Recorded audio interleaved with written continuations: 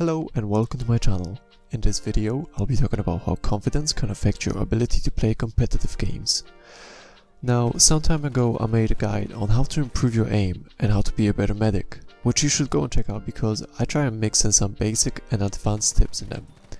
But in this video, I'll focus on how confidence is affecting your ability to use your skills. This is important as you can polish your skills and knowledge of a sport or a game, but still mess up in a heated moment. This could happen due to many reasons, like your emotions affecting your decision making, or lack of experience and freezing up in a situation which is new to you. There could be many other variables affecting your confidence, however, it's really impossible to name them all, because different things affect people in different ways. But I want to share my take on this subject, and it's very open to discussion. So if you feel like I missed something, make sure to let me know down in the comments below. I'd love to hear your opinion. But now, let's get on with the video. So the first thing I'll start with is warm-up. Now, I used to play a lot of football and basketball, and warm-up was the most important exercise before the actual game began. This is because you get your muscles moving and your blood flowing, which would help to reduce the chances of injury during a game, but also get your body and mind ready to be active. A lot of us spend most of our days sitting down and your body wouldn't be fully ready to go at 100% at a snap of a finger. So when we approach the subject of online competitive gaming, we should apply the same principle of warming up our body. Now, we require less explosive and muscle straining movements, but in order to prepare ourselves and maximize our dexterity, we need to get our coordination and accuracy on point. There's been too many times when I woke up and shortly after I want to play a game like CSGO or Battlefield 5, and I totally sucked. But it took me a while to actually be able to hit the side of a barn. Now, if I actually went and warmed up before starting an online competitive match, I probably would have been ready to play and contribute more to my team. However, I just seem to learn from making my own mistakes. In this example, I found myself blaming my inefficiency and fails on the fact that I'm still warming up and this is my warm-up match. But is this fair to my teammates? Sure, I might be doing better than some people in the lobby, and there will always be a skill difference between people in your and opposing team. But we're discussing the competitive aspects, so we should always strive to go into a match feeling confident and ready to go. My mistake has been not preparing myself for the match, because I just want to have a bit of fun and not approaching the game as an official sport. But with this mindset, I put myself in a position where I wasn't feeling that confident about my playing ability, because I was under the mindset of, well, I'm still not warmed up, this is why I'm failing. Confidence itself can be considered a skill and a way of being, acting under the assumption of an expectation, as when you decide to carry out an action and you expect to have a definitive outcome.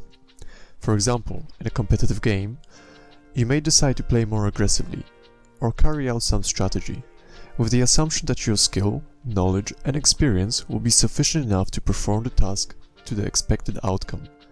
In games like CSGO, I've heard the never-ending question of why did you peek?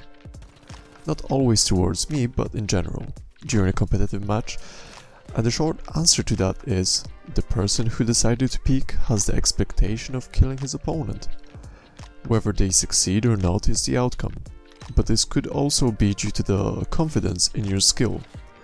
As I've mentioned earlier, your confidence can affect your ability to perform in different situations. If you're under pressure, you're more likely to make mistakes, even with significant experience. Also, you could be affected by your emotions during a losing streak or teammates being toxic in different ways, which can all amount to the lack of your confidence or will to continue playing to the best of your ability. Now, toxicity can come in many forms. Either people just being abusive in chat or teammates playing poorly, which doesn't contribute much to the team. Now, I'm not talking about an average Joe bringing a team down because he doesn't have an outstanding KD. I'm talking about people who leave matches because their team isn't doing well, never seem to take the blame for themselves, or people who pick up vehicles and either don't help the team defend or push objectives because their KD is more important, so they camp a mile away from the battle, or people who just want to play the game mode or class in the way that it wasn't intended, and just care about padding their stats. Now, don't get me wrong, having a big KD is surely fun, but does it always reflect the game outcome? I've seen a lot of people who get huge KDs and their team still loses. Now, that only reflects their kills were empty, as they didn't contribute to the team's victory much. Sometimes, those people with negative KDs are the reason for the team winning the match, or those medics who seem to be blind to all the downed allies around them definitely aren't being highly productive. To their credit though, it's not always safe to revive your allies, and sometimes your allies will bait you into your demise. While going an entire match with receiving 0 revives might suggest there's something wrong. And all these things can affect your emotions and confidence, because even if you're doing well, it may feel as if your effort is wasted. To get better, we need to start identifying and analyzing our own mistakes. It's probably one of the hardest things to do, especially when we have adrenaline rushing through our system because of a heated moment in game. But ever since I started making YouTube videos, I watched a lot of my clips where I saw stupid mistakes that I usually didn't think about. Now, there is a sports science theory about visual and mental rehearsal, which athletes use to develop their skills and knowledge. For example, athletes watch game tapes after a match to identify the positives and negatives, to avoid and adapt for those things in the future. What we can do is think about what we did wrong leading up to our deaths or losing the match. Did we run through an area without checking angles and a camper killed us? Did we push an objective alone and get killed because there were 5 enemies and today just wasn't our all-star highlight clip moment? Well, we gotta start thinking about what we did wrong to improve.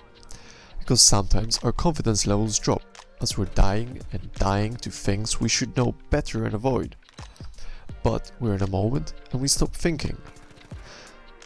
The answer to the main question is that our confidence levels affect our playstyle and effectiveness with a positive correlation, meaning that when we have a high level of confidence, we're more likely to succeed in making the right decisions, and it can sometimes backfire if we're overconfident, as we could rush into a wrong position with expectations to overpower our opponent, which doesn't always work out well. And with low confidence levels, we tend to be less effective because we don't make firm decisions and follow through with them.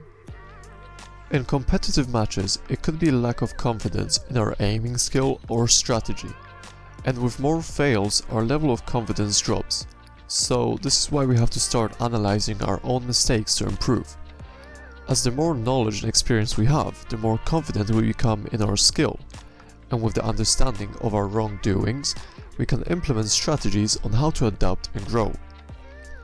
Now, I feel like this is a very open topic, so it's difficult to really cover everything in one video. But if you think I missed something, or you want to add something, or just want to share your opinion on the subject with me, go ahead and leave your thoughts in the comments down below, as I'm interested in other people's take on this.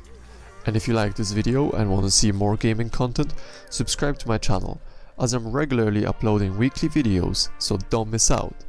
And now, as always, I wish you all a good day or night. And stay safe, till next time.